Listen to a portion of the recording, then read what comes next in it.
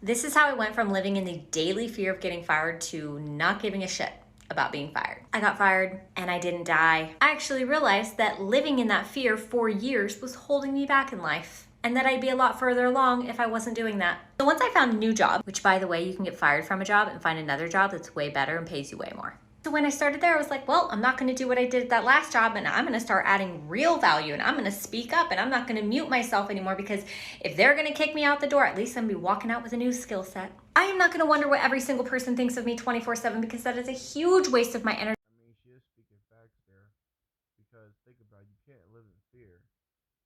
You cannot live in fear of being fired. I know it sucks, and at some point, all of us at some point of our lives have been fired for something, even if it really wasn't our fault, or maybe at the wrong place at the wrong time, or sometimes you can just be a bad employee. But you can't live in fear. You always got to just get your head up. And if you gotta cry, you gotta cry.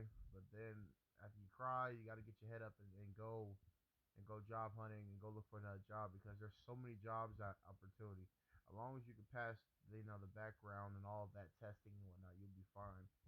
It's when you can't pass it, and then it just becomes a constant struggle to find it.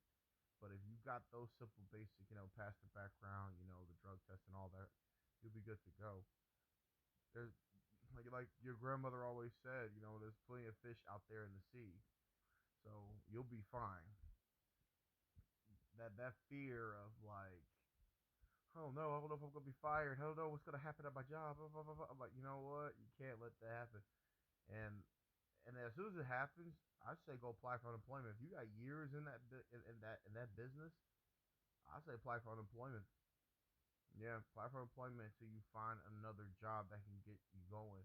Because to just sit there with no money in your pocket, that's not good either. So, bottom line, just don't be afraid of it. You can't. At the end of the day, we all got fired for something.